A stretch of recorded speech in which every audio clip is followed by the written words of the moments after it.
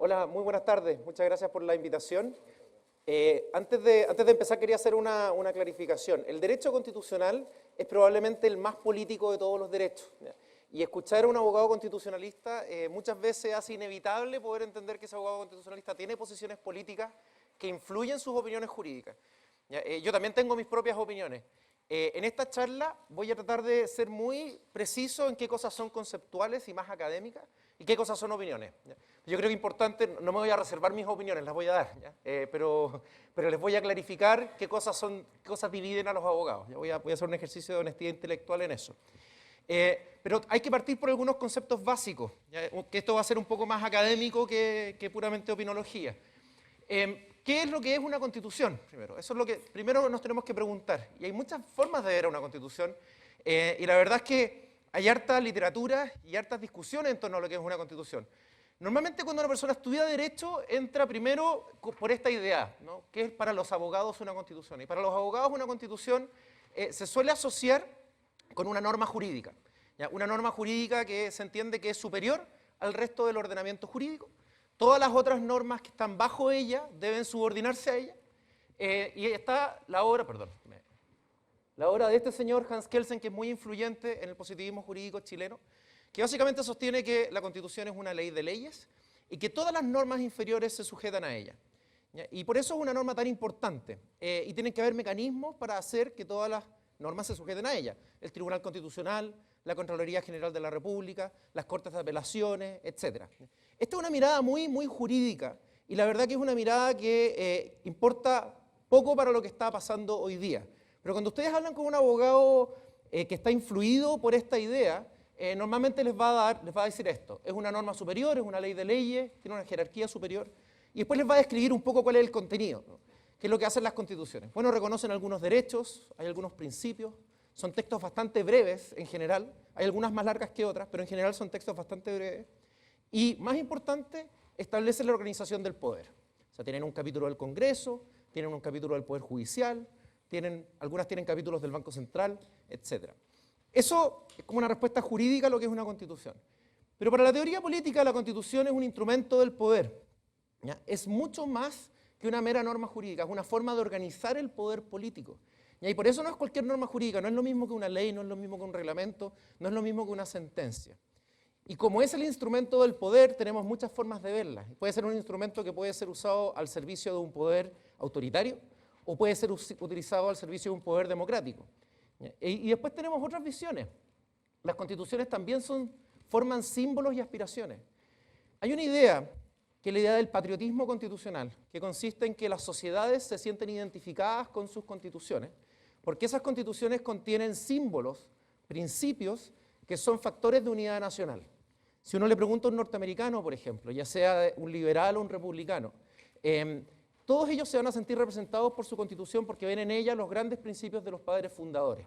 Hay una suerte de patriotismo con esa constitución, de yo estoy del lado de la constitución. ¿Qué es lo que habrían dicho los padres fundadores para responder esta pregunta moral? Y vamos a tener diferencias en torno a cómo interpretar esa voluntad. Pero todos vamos a argumentar dentro de esa constitución. La Constitución de Francia también es un muy buen ejemplo. No es una constitución que tenga problemas de legitimidad hoy día. Ustedes vieron que ha habido una crisis tremenda en Francia con la chaqueta amarilla, pero esa crisis no se ha traducido en una demanda por una nueva constitución.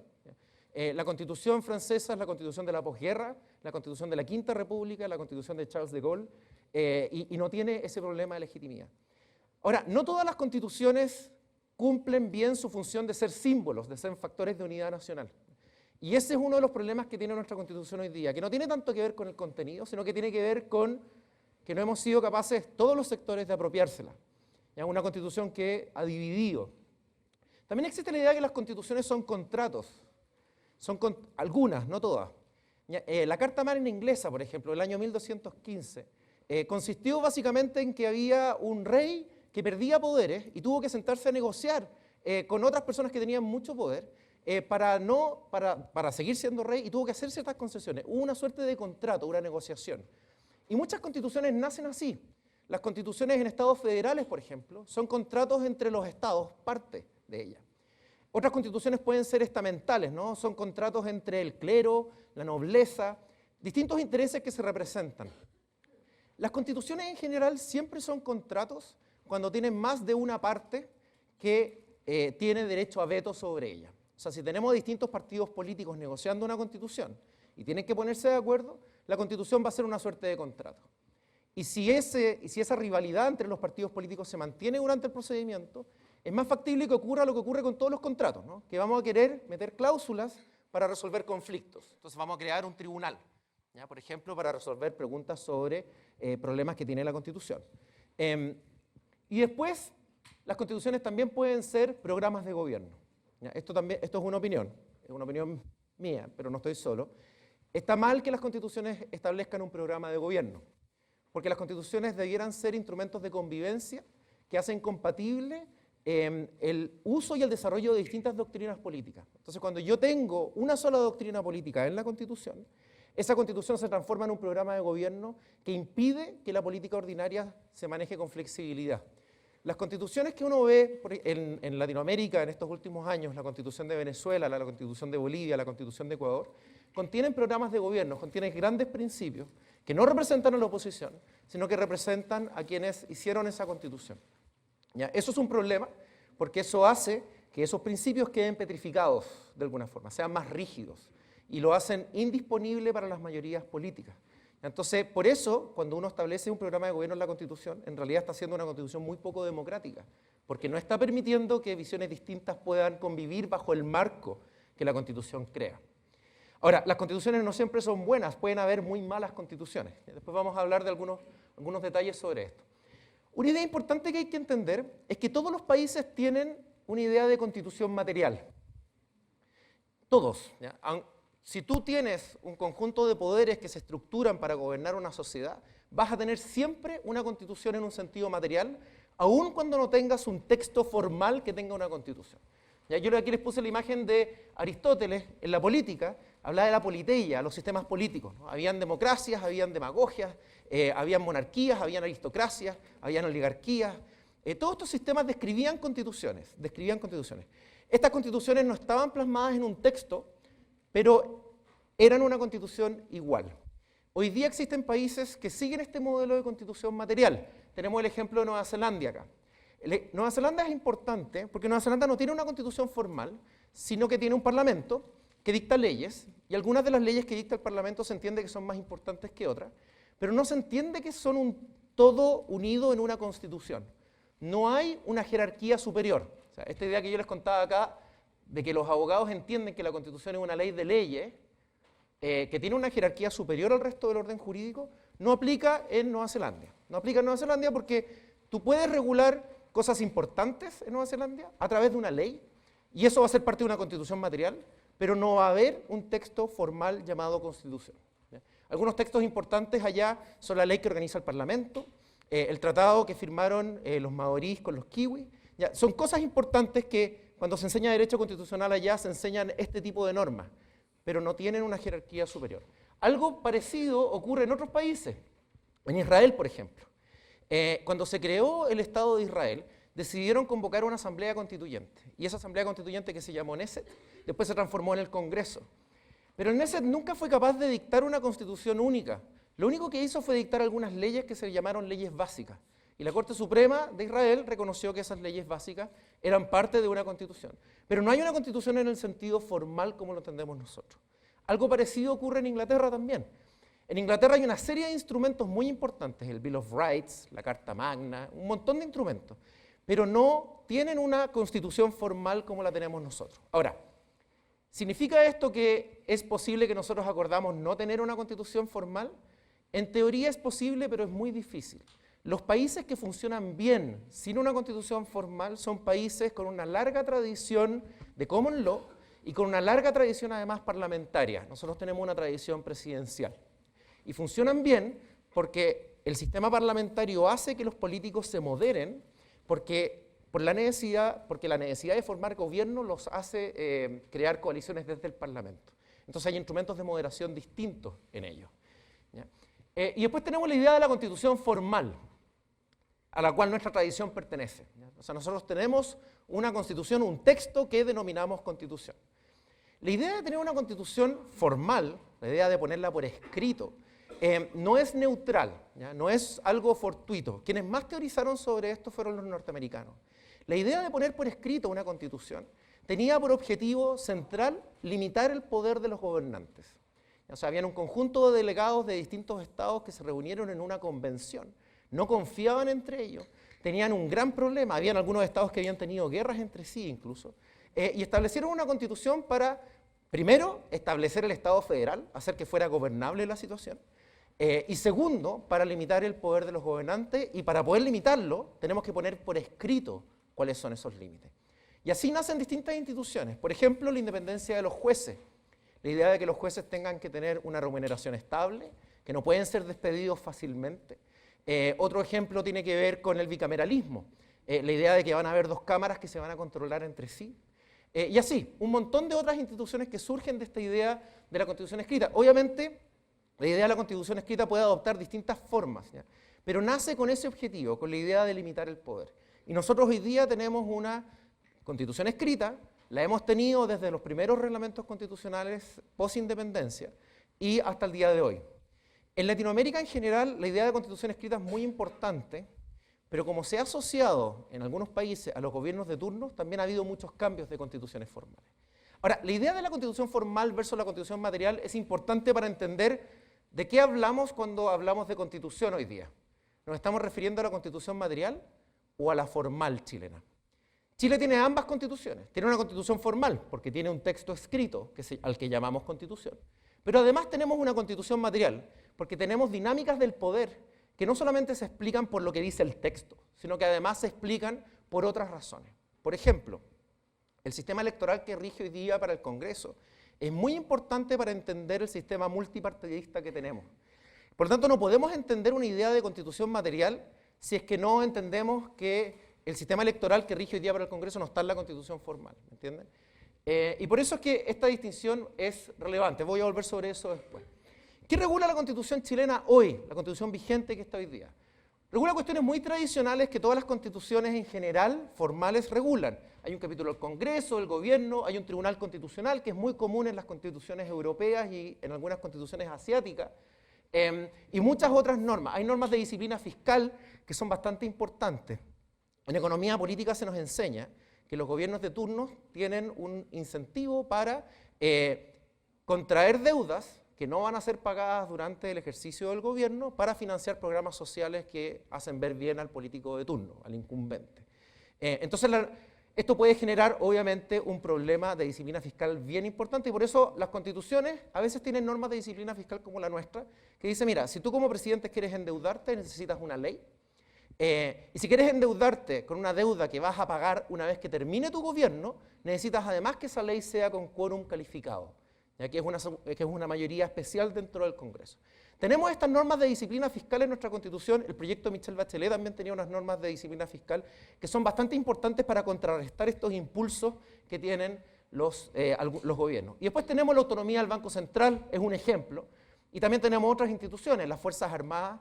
No es común que las Fuerzas Armadas estén reguladas en nuestra Constitución, por razones históricas nuestra Constitución regula a las Fuerzas Armadas, el Consejo de Seguridad Nacional, la Contraloría General de la República y varias otras más. Una cuestión relevante que regula nuestra Constitución es el establecimiento de distintos tipos de leyes. La Constitución las llama leyes orgánicas constitucionales, leyes simples, leyes interpretativas de la Constitución. Estas leyes se organizan dependiendo de su materia y algunas de ellas son más rígidas que otras. Rígidas en el sentido de que es más difícil cambiarlas. Si yo quiero cambiar una ley orgánica constitucional, yo necesito una supermayoría en el Congreso. Y por lo tanto, una minoría bien organizada puede bloquear un cambio a una ley orgánica constitucional. Un ejemplo es la Ley Orgánica Constitucional del Banco Central. Las principales garantías de autonomía del Banco Central no están en la Constitución, están en la Ley Orgánica.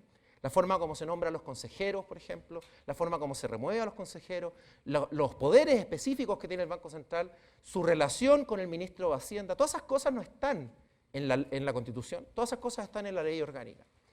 Si yo dejara todas esas regulaciones a una mayoría simple, el Banco Central podría eventualmente ver mermada su autonomía porque quedaría a merced de lo que una mayoría transitoria en el Congreso pudiera decidir.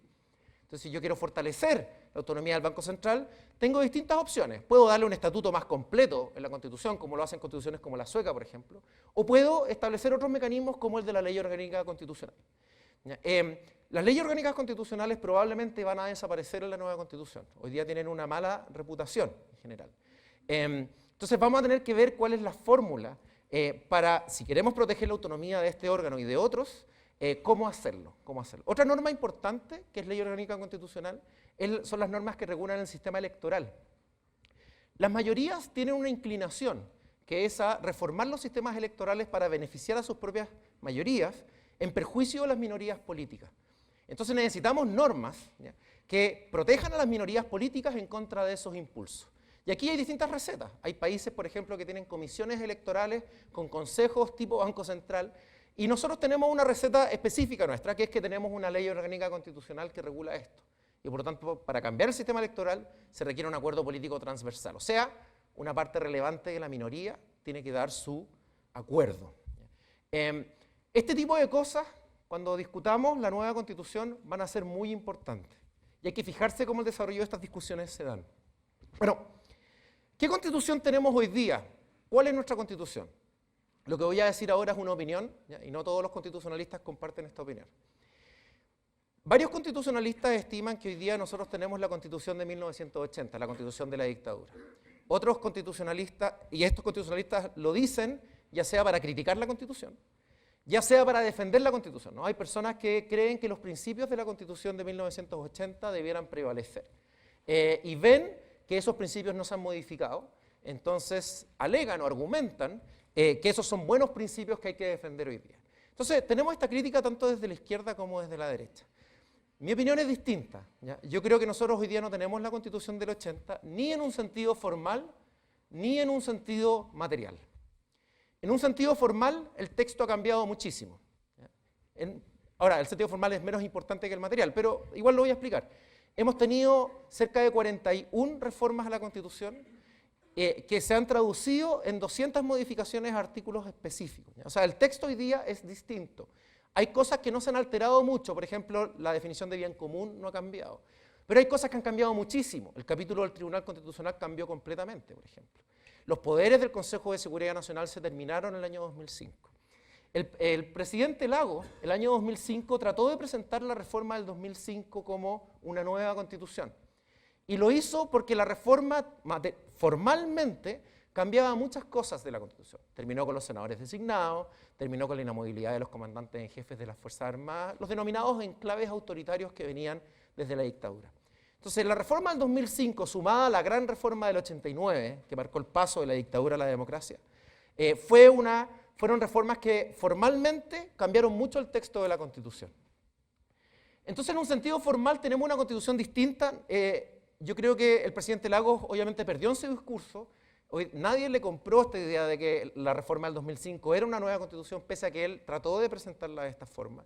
Pero fue transversalmente repudiado, especialmente por la derecha, que veía en esto una reforma incremental para perfeccionar una Constitución que ellos estaban defendiendo. De nuevo, esto es una opinión. Y después tenemos en un sentido material. En un sentido material nuestra Constitución ha cambiado mucho. Acordémonos que en un sentido material la Constitución es la forma como organizamos el poder político. El poder político bajo la Constitución del 80 estaba diseñado para que tuviéramos un presidente fuerte que gobernara sobre la base de dos grandes coaliciones. Por eso teníamos un sistema binominal, por eso teníamos, que estaba partes del sistema binominal en la Constitución originalmente, por eso además teníamos senadores designados para subsidiar un sector político, etc. O sea, había la idea, el ethos de la Constitución, de la organización del poder, consistía en un presidente con dos grandes coaliciones. Una serie de reformas formales, informales a la Constitución y a las leyes cambiaron esto. Lo cambiaron de a poco. Primero se acabaron los poderes del Consejo de Seguridad Nacional, se cambiaron los poderes del Tribunal Constitucional. Después, no obstante, se terminó con toda la influencia de las Fuerzas Armadas, fuimos más allá y cambiamos la forma como votamos. Hoy día el voto es voluntario. Y después cambiamos el sistema electoral. Lo que tenemos hoy día no es un Congreso organizado sobre la base de dos grandes coaliciones. Hoy día tenemos un Congreso, a partir del 2015, que fue el año de la reforma, de esta última reforma, tenemos un Congreso multipartidista elegido por un sistema proporcional que promueve el multipartidismo. ¿Ya? Y ese Congreso es elegido de forma simultánea con la votación, con la elección presidencial de primera vuelta, no de la segunda vuelta, cosa que es relevante. Esto ha generado que nuestra Constitución cambie y se vuelva en un cóctel que yo creo que es inconveniente. La combinación de un sistema presidencial con un sistema que no garantiza la construcción de mayorías legislativas es la garantía de que los programas de gobierno no se van a poder cumplir. Fíjense ustedes, el presidente Piñera tenía un montón de ideas en su plataforma presidencial que no pudo cumplir, no pudo ejecutar. Su reforma a las pensiones, su reforma tributaria. Uno podrá gustarle o no si esas reformas eran convenientes o no. Pero lo que no podemos discutir es que todas estas reformas fueron bloqueadas. Y fueron bloqueadas porque la oposición las votó en contra. La oposición tiene derecho a votarlas en contra. Está bien que las haya votado en contra. Pero preguntémonos por qué, si tenemos un presidente de un color X, ese presidente no es capaz de construir coaliciones legislativas para poder sacar adelante su programa. Esto genera una tremenda frustración, una tremenda frustración. Bueno, la razón no es fortuita, la razón es que este cúmulo de reformas que hemos tenido han cambiado nuestro presidencialismo sobre la base de dos coaliciones a un presidencialismo multipartidista que genera poca disciplina en el Congreso. Entonces, una opción para corregir este problema podría ser modificar el sistema electoral, cosa que es poco factible, se modificó hace poco, los acuerdos políticos ahí son difíciles de alcanzar. Y otra opción es modificar nuestra forma de gobierno y avanzar a un sistema semipresidencial. Los países europeos que tienen sistemas electorales parecidos al nuestro optan por esta forma de gobierno. Una forma de gobierno donde el gobierno se genera desde el Congreso, y eso es un instrumento de moderación dentro del Parlamento, porque obliga a los partidos políticos mayoritarios a formar coaliciones con personas que piensan distintas y formar y firmar un programa de gobierno que después efectivamente es factible, se puede cumplir. Esto de nuevo, es una opinión personal, ¿ya? Pero es una de las maneras como yo estoy leyendo el problema constitucional que tenemos hoy día en un sentido material. ¿El proceso constituyente tiene que enfocarse en la constitución formal o en la constitución material? Tiene que enfocarse en ambas. Tiene que enfocarse en la constitución formal, porque es importante que dé un símbolo de que hay un reemplazo a la constitución, hay un nuevo texto.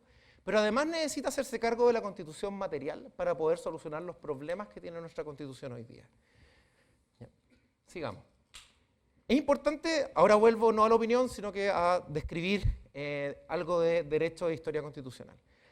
La idea de la Constitución no es una idea neutra, es una idea que nace con el constitucionalismo clásico. ¿Ya? Los padres fundadores norteamericanos y otros autores como John Locke, por ejemplo, en Inglaterra, han sido muy importantes para desarrollar esta idea. La idea es que las constituciones facilitan el gobierno, pero además son instrumentos que limitan el poder. Y para poder limitar el poder tienen que tener ciertas características. Ellos dicen, tienen que ser supremas, tienen que estar por sobre el ordenamiento jurídico, ¿no? Aquí los abogados entienden mucho más de qué se trata esto, como lo había mencionado antes. Es una norma que se pone por sobre las leyes. No es disponible por las mayorías transitorias. Es disponible solamente por acuerdos políticos muy grandes que involucran a las minorías. Por eso se dice que las constituciones debieran ser pactos entre mayorías y minorías.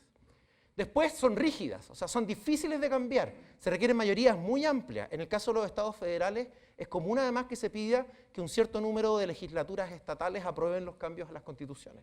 Por eso es tan difícil cambiar la Constitución de Estados Unidos. Y después son constituciones de mínimos, ¿ya? Constitución de mínimos significa que solamente establecen lo que es verdaderamente fundamental. Y tenemos que preguntarnos, ¿qué es lo verdaderamente fundamental? Porque si vamos a hacer una constitución suprema, rígida, entonces estamos diciendo que hay cosas que no van a ser disponibles. Si yo pongo, por ejemplo, el sistema de pensiones en la constitución hoy día, estoy generando un problema para 20 años más, ¿no? Cuando queramos volver a cambiar el sistema de pensiones o queramos volver porque lo vamos a sacar de la política ordinaria. Por eso las constituciones no debieran tener programas de gobierno y no debieran incluir sistemas de detalle. A veces lo hacen, pero no debieran hacerlo para la perspectiva del constitucionalismo clásico. Una constitución de mínimos, además, si es democrática, no todas las constituciones son democráticas, si es democrática, debiera preguntarse cuáles son las garantías fundamentales para hacer que la democracia sea sustentable. ¿Cuáles son? Para que la democracia sea sustentable, yo tengo que garantizar no solamente la regla de mayoría, sino que además tengo que garantizar la competencia por el poder la posibilidad por la alternancia en el poder. Un gobernante electo, por ejemplo, que fue electo, regla de mayoría, pero se eterniza en el poder, viola los derechos de la oposición a expresarse, viola la libertad de prensa, elimina las reglas para limitar la reelección de sí mismo. Ese gobernante puede ser electo, puede tener legitimidad en los votos, pero no va a ser un gobernante democrático, porque no es un gobernante que permite que haya competencia por el poder. La democracia no hay que entenderla solamente como la regla de mayoría, hay que entenderla como la posibilidad de los partidos políticos que gobiernan de perder las elecciones. Si los partidos políticos que gobiernan no pueden perder las elecciones, no estamos en democracia. Entonces las constituciones de mínimo debieran garantizar estas condiciones. Por ejemplo, la libertad de expresión de la prensa, ¿no? Una prensa independiente que sea capaz de denunciar e informar a la población, denunciar casos de corrupción, etc. Otro ejemplo importante tiene que ver con la independencia de los fiscales. No queremos que los fiscales sean instrumentalizados por un sector político para perseguir a otro sector político. Tenemos que garantizar la competencia por el poder y, por lo tanto, si queremos tener fiscales, tienen que ser independientes, no pueden depender del gobierno de turno. Esto mismo podríamos decir respecto al Servicio de Impuestos Internos, o respecto de los jueces en general, o respecto de otros derechos que son relevantes, como por ejemplo el derecho de asociación. Bueno, ¿cuáles son esos requerimientos para la democracia? Por ahí están. Aquí les puse la imagen del federalista, porque el federalista se hacía estas preguntas, ¿ya? Los federalistas eran algunos de los padres fundadores de Estados Unidos que establecieron en estas discusiones cuáles eran esos mínimos y discutieron con mucho detalle cuáles eran esos mínimos. Les preocupaba mucho el poder de los jueces, la separación de poderes, los frenos y contrapesos. Todas estas ideas que vienen de esta época tienen que ver con la construcción de una constitución democrática. Pero también tenemos constituciones transformadoras. Esta es una tendencia relativamente nueva, que es distinta a las constituciones clásicas, las constituciones que vienen influidas por estas ideas del liberalismo político de John Locke, James Madison, etc. Las constituciones transformadoras, los ejemplos que se suelen citar son la Constitución de Sudáfrica, la Constitución de Colombia, la Constitución de Bolivia, la Constitución de Costa Rica, algunas con mejores implementaciones que otras. Las constituciones transformadoras son muy generosas en establecer derechos sociales y en darle poder a los jueces para que los jueces puedan forzar a los políticos en avanzar en la construcción de esos derechos sociales. Las constituciones transformadoras no son neutrales, responden a una idea de ver a la sociedad, a un diseño de sociedad, y se le da a los jueces el poder de avanzar en eso. Ahora, ahora voy a dar una opinión, esto es una opinión. Las constituciones transformadoras no entienden a la democracia de la misma forma como la entendían los del constitucionalismo clásico. ¿Por qué? Porque las constituciones transformadoras le dan el poder a los jueces, que no son electos, que no tienen legitimidad democrática, para avanzar en agendas sociales.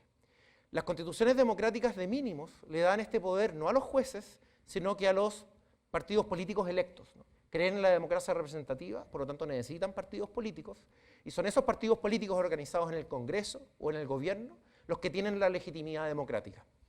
Otro problema que tienen las constituciones transformadoras, de nuevo esto es una opinión, es que los jueces no están técnicamente preparados para resolver problemas estructurales. Pueden ayudar a resolver conflictos específicos, ¿no? Si hay un contrato de salud firmado con una institución de salud que no se está cumpliendo, tenemos que tener un tercero imparcial que sea capaz de decirle a la institución de salud cómo tiene que cumplir el contrato. Pero una constitución de mínimos es lejana a la idea de que los jueces puedan decidir políticas públicas. Por ejemplo, si yo establezco el derecho a la educación de calidad en la Constitución, alguien va a tener que definir qué es lo que se entiende por calidad. Para una constitución transformadora, va a ser el juez el que controle el poder político en esa definición. Para una constitución de mínimos, va a ser en general el poder político el que va a tener que tomar esa definición. Por eso uno ve en estas constituciones, esta es una imagen de la Constitución de Ecuador, constituciones muy extensas, con muchos principios.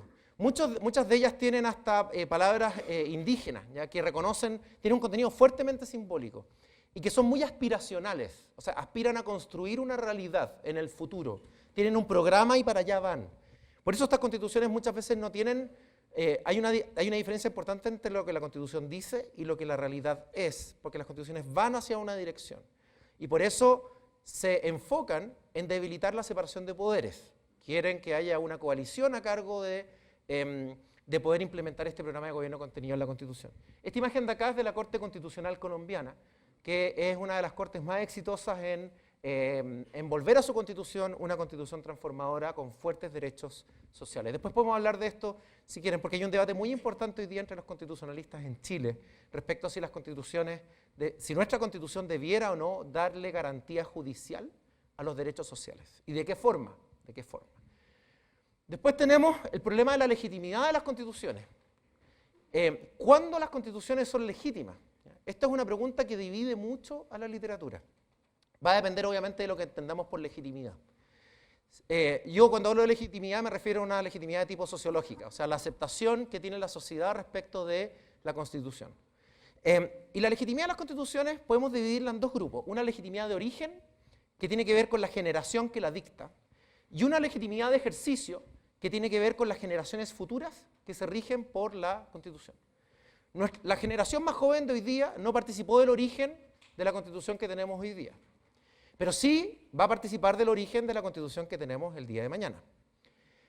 La legitimidad de origen es muy importante para las generaciones que las dictan, pero no son importantes para las generaciones futuras. Y les pongo algunos ejemplos acá. Esta imagen de acá es el general MacArthur con el emperador Hirohito después de la Segunda Guerra Mundial, cuando los norteamericanos invadieron Japón y obligaron a Japón a cambiar su constitución. El general MacArthur se juntó con un grupo de abogados norteamericanos que escribieron la constitución, los primeros borradores estaban incluso en inglés, y después invitaron a unos juristas japoneses a dar su opinión, y al final hicieron que el emperador firmara esta constitución. La constitución de Japón fue moldeada con la constitución norteamericana. Hicieron cambiar una constitución fuertemente imperialista, previamente, manteniendo la simbología del imperio, hacia una constitución liberal democrática. Esa es la constitución que tiene Japón el día de hoy. Hoy día los japoneses discuten cosas constitucionales. Hay artículos que no les gustan, en especial el artículo que obliga a las Fuerzas Armadas japonesas a hacer solo defensa y no agresión. No les gusta ese artículo. Pero en general el texto constitucional de Japón no tiene un problema de legitimidad hoy día. Tuvo un problema de legitimidad de origen evidente. No fueron los japoneses los que la dictaron, fueron los norteamericanos los que la dictaron. Pero no tiene un problema de legitimidad hoy día. Otro ejemplo tiene que ver con la Constitución de Estados Unidos, ¿no? Esos hombres que están ahí. Todos ellos no fueron electos, fueron designados por los estados pactantes del acuerdo. Eran todos hombres, eran todos blancos y muchos de ellos tenían esclavos, además. Para un estándar actual, la Constitución de Estados Unidos, de acuerdo a su origen, es completamente ilegítima para un estándar actual. Pero los norteamericanos no entienden que su Constitución sea ilegítima. Otro ejemplo tiene que ver con, la Constitución francesa, el general de Gaulle, ¿no? Es la Constitución del general de Gaulle, que varios cuestionaron su legitimidad de origen en un comienzo, que fue dictada por el temor que tenían ellos del problema que estaba pasando en Argelia. Y podemos citar otras constituciones más que no tuvieron credenciales democráticas importantes. La Constitución alemana, por ejemplo, la Ley Fundamental de Bonn, fue impuesta por los aliados después de la Segunda Guerra Mundial. Los alemanes entendieron, oye, pero esta es una constitución transitoria. Cuando nosotros podamos reconstruir el Estado y las condiciones estén, nosotros vamos a dictar una constitución permanente. Bueno, esa constitución transitoria es la que rige hasta el día de hoy. Se volvió permanente y los alemanes se apropiaron de ella y hoy día no hablan solamente de una cuestión transitoria, es su constitución hoy día. Entonces la pregunta es, ¿de qué depende la legitimidad de ejercicio? Sabemos que la legitimidad de origen es importante para las generaciones que dictan las constituciones, pero las constituciones no aspiran a regir solamente a la generación que las rige, sino que aspiran a regir, en países que tienen estabilidad institucional, a generaciones futuras. Nosotros podemos tener mucha legitimidad de origen en la constitución que vamos a hacer, pero si no somos capaces de darle contenidos que puedan ser apropiados por las generaciones mañana, esa constitución va a tener problemas de legitimidad de ejercicio y puede detonar una crisis en el futuro. Entonces, ¿cómo definir que una constitución en los contenidos va a generar las condiciones para que el día de mañana tenga legitimidad de ejercicio? Y aquí hay un debate que a mí me parece muy interesante traerlo a la luz, que es un debate entre los padres fundadores norteamericanos. El señor que está acá, Jefferson, que fue el redactor de la Declaración de la Independencia, el señor que está acá es Madison, que fue uno de los redactores de la Constitución. Tuvieron un debate. Jefferson estaba influido por las ideas francesas, la soberanía popular, ¿no? Esta ficción de que el pueblo tiene una unidad orgánica con una voluntad distinguible, una idea tremendamente rusoniana. Jefferson tenía esa idea. Madison creía en la competencia, creía que las facciones se controlaban entre sí, creía mucho más en la política real y no en la ficción de la soberanía popular. Y el debate que tuvieron fue, ¿cuánto deben durar las constituciones? Y Jefferson decía, mira, está mal que los muertos gobiernen a los vivos. Los muertos de ayer no pueden gobernar a los vivos del mañana. Esas constituciones son plenamente legítimas. Y Jefferson hizo un cálculo matemático, ¿ya? Y él calculó que las constituciones debían durar 19 años. A esa conclusión él llegó. Entonces las constituciones tenían que tener una fecha de caducidad para poder ser legítimas, para poder ser apropiadas por las generaciones futuras. Las constituciones tenían que terminar en un momento para que pudiéramos revisarlas cada cierto tiempo. Obviamente, esto tiene un problema de que puede generar gran inestabilidad, gran incerteza. Y James Madison argumentaba lo contrario. James Madison decía, las constituciones tienen que durar de manera indefinida. La legitimidad de las constituciones no está dada por su origen, sino que está dada por la forma como esas constituciones permiten que generaciones futuras se autogobiernen. Si yo tengo entonces una constitución que permite que las generaciones futuras se autogobiernen, va a ser más probable que esas generaciones la legitimen en el ejercicio. Si yo tengo una constitución muy rígida que define un modelo de sociedad, ¿no? Metemos sistema de pensiones, metemos sistema de salud, metemos todo lo que queremos, vamos a estar generando una constitución que es posible que el día de mañana no sea reconocida como legítima por las generaciones futuras. Por eso, obviamente, el debate en la práctica lo ganó Madison, ¿no? La Constitución de Estados Unidos es la misma que dictaron ellos, la que rige hoy día. Y los constituyentes, cuando dictan constituciones, intentan que sus constituciones duren de manera indefinida. Pero hay una mala noticia. Hubo un estudio empírico hecho por Tom Ginsburg y otros autores que calcularon cuánto duran las constituciones en promedio. Y las constituciones en promedio tomaron una base de 178 constituciones desde principios del siglo XIX hasta el día de hoy. Y ellos calcularon que las constituciones en promedio duran 19 años. Entonces Jefferson se está riendo hoy día, ¿no? ¿Qué es lo que tenemos que extraer de esto? Las constituciones deben durar más de 19 años, deben durar de forma indefinida, pero empíricamente esto es resistido. Sucede que las constituciones muchas veces duran menos. La buena noticia es que en Chile somos una excepción. Nuestras constituciones han durado mucho tiempo. La Constitución del 33 duró mucho tiempo, la Constitución del 25 duró mucho tiempo, la Constitución del 80 duró, bueno, con todos estos cambios que les estaba contando, pero duró mucho tiempo. Entonces nosotros estamos fuera de la norma. ¿Queremos entonces seguir la tesis de Jefferson hoy día como deber? ¿O debiéramos tal vez diseñar una constitución que permita que las generaciones futuras se puedan gobernar? Si queremos esta segunda, tenemos que ir hacia una constitución de mínimos, creo yo. Ya, pero esto de nuevo, esto es una opinión. Y aquí hay diferencias, ¿okay?, entre personas que piensan distinto. Algo ocurrió, ahí está. Bueno, ¿cómo se hacen las constituciones? Esta es una importante pregunta. ¿Cómo vamos de tiempo? Ya. La gran pregunta es ¿cómo se hacen las constituciones? No existen modelos únicos. Todas las experiencias son completamente distintas. La Constitución española post-Franco se hizo por el Parlamento, pero en la práctica, en realidad, eran 7 personas designadas por los partidos políticos que se juntaron y la redactaron. Ya les expliqué cómo nació la Constitución de Estados Unidos. Otras constituciones han nacido de asambleas constituyentes, que se llaman. Pero las asambleas constituyentes son una familia de mecanismos, no es un solo mecanismo. Algunas asambleas constituyentes son compuestas por 70 personas designadas por movimientos o electas al azar, o hechas o electas, por ejemplo. La Constitución, el proceso constituyente de Islandia, por ejemplo, comenzó, que fracasó, no dictó una nueva constitución, pero comenzó con un foro constituyente compuesto por 850 personas elegidas al azar. Islandia tiene 300.000 habitantes, para que tengan una idea. La Constitución de Irlanda fue reformada 2 veces hace no mucho tiempo por una convención constituyente, así le llamaron ellos, ciudadana, electa también por ciudadanos al azar, pero los irlandeses creían que tenían que ser 99 personas, y no, siendo un país más de 10 veces más grande, mis matemáticas me fallan, pero muchísimo más grande que Islandia, digamos. Aquí las recetas cambian. Los colombianos tenían 70 personas en su asamblea constituyente electa y tenían cuotas además. O sea, todos los modelos son distintos, eso es lo que quiero transmitirle. Y aquí los nombres a veces se usan como eufemismo. La palabra convención viene de la idea de que van a haber distintas personas que van a poder designar delegados, ¿ya? Pero la verdad es que lo que importa es el detalle de cómo esos delegados son nombrados. La Asamblea Constituyente de Sudáfrica es otro ejemplo. una parte era electa y otra parte era designada por las provincias, eran senadores designados por las provincias. No hay dos experiencias iguales en esto. Lo que el acuerdo constitucional está proponiendo es un invento que combina experiencias de otros países, pero que las combina, no copia ninguna de manera idéntica, y estaría mal que así lo hiciera, porque tiene que adaptarse a nuestra realidad.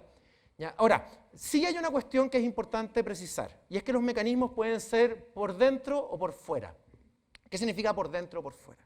Por dentro del sistema o por fuera del sistema. Las constituciones definen una manera como ellas pueden ser modificadas. A veces el proceso constituyente se hace sin seguir esas reglas. El general MacArthur no siguió las reglas de la Constitución de Japón para modificar la Constitución de Japón. Pero a veces sí podemos seguir esas reglas.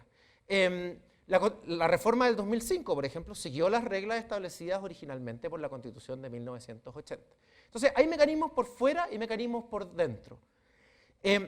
Los mecanismos por fuera tienen un riesgo y es que en general pueden tener inferiores mecanismos de control, inferiores límites. Los mecanismos por dentro, en general, tienen mejores posibilidades de someterse a reglas procedimentales previamente establecidas. ¿Ya? Ahora, esto no ocurre siempre. Mecanismos por fuera, o sea, por dentro, detonan y se van por fuera. Eso también ha ocurrido. ¿Okay? Las ideas que hoy día están en el acuerdo político son mecanismos que no están reconocidos en nuestra Constitución actual. Si queremos que ellos sean hechas por dentro, tenemos entonces primero que modificar la Constitución actual para poder habilitar ese mecanismo. Eso es saludable, creo yo, y esto es una opinión, pero yo creo que aquí no hay personas que piensan distinto, o por lo menos yo no he escuchado opiniones distintas. Es saludable porque hace que el mecanismo sea hecho por 2/3, que es el quórum para modificar el capítulo de la Constitución que establece la reforma, y por lo tanto valida la idea de los acuerdos políticos. Aquí tenemos a dos ejemplos, un teórico nazi que hablaba de esto, de que el poder constituyente podía operar por fuera o por dentro, daba lo mismo, era un actor externo al sistema. Al final dependía mucho más del poder que de otra cosa. Y el movimiento de la séptima papeleta colombiana, que empezó por fuera, la Asamblea Constituyente Colombiana, que es una buena experiencia, una experiencia que la literatura en general resalta como positiva. Empezó por fuera, pero terminó por dentro. Bueno, ¿cuándo los procesos constituyentes entonces son exitosos? Yo creo que hay dos formas de medir el éxito de un proceso constituyente. Primero, que se produzca una constitución. O sea, hay procesos constituyentes que no producen constituciones y son obviamente experimentos fracasados. Ahora, no basta con producir una constitución, tiene que ser una buena constitución, y por eso la segunda respuesta es aquellos que producen una buena constitución. Tenemos que distinguir estas dos cosas. Primero, procesos constituyentes exitosos son aquellos que producen una constitución que es aceptada como tal, que es reconocida como tal, que los jueces la reconocen como tal, que el poder político la reconoce como tal, que las personas la reconocen como tal. Muchas veces los procesos constituyentes no llevan a término. El proceso constituyente de Michelle Bachelet es un caso de un proceso constituyente que fracasó. No fracasó porque los partidos políticos en definitiva no adhirieron a él, por distintos motivos. Aquí uno puede citar el caso Cabal, ¿no? Podemos teorizar harto, pero fue un proceso constituyente que no terminó con una nueva constitución. Y el otro ejemplo es el ejemplo de Islandia, que es un ejemplo que la literatura resalta como algo muy positivo porque tuvo altos niveles de participación. 850 personas se juntaron, sacaron un informe. Después hubo una asamblea constituyente distinta, compuesta por 25 personas ahora, que redactaron una nueva constitución. Tenían el texto, se lo mandaron al Congreso y el Congreso decidió no ratificarlo. ¿Qué tuvieron en común Islandia y Michelle Bachelet? En ninguno de estos dos casos lograron que los partidos políticos adhirieran al proceso constituyente. Y eso es grave cuando los sistemas de partidos políticos son fuertes, porque los sistemas de partidos políticos cuando son fuertes necesitan subirse al carro. El problema que tenemos hoy día es que nuestro sistema de partidos políticos está débil. Sistemas de partidos políticos débiles tienen otros riesgos. Voy a avanzar. ¿Qué es lo que es una buena constitución? Aquí quiero citar algunos ejemplos. Bueno, una buena constitución, esto de nuevo es una opinión, es una constitución democrática que garantiza la posibilidad de alternancia en el poder. O sea, garantiza la idea de que no va a haber nadie que va a permanecer de manera indefinida. garantiza que no va a haber una coalición hegemónica, que va a haber competencia y por lo tanto va a haber posibilidad de movilidad, ya sea vertical para entrar a los partidos o horizontal, ¿no? Para que los partidos entren y salgan del gobierno. Esa es la mejor forma de proteger los derechos, ¿no? Cuando yo tengo competencia en el poder, porque los políticos se controlan entre sí. ¿Cómo se construye una buena constitución? Y aquí tenemos distintas experiencias. Y lo que quiero recalcar es, una buena constitución necesita acuerdos políticos entre partidos que piensan distinto. Cuando yo tengo partidos políticos rivales que aspiran a competir por el poder el día de mañana y tienen incerteza acerca de cómo les va a ir en las elecciones de aquí a los próximos 10 años, es más probable que esos partidos acuerden proteger los derechos de las minorías. ¿Me siguen?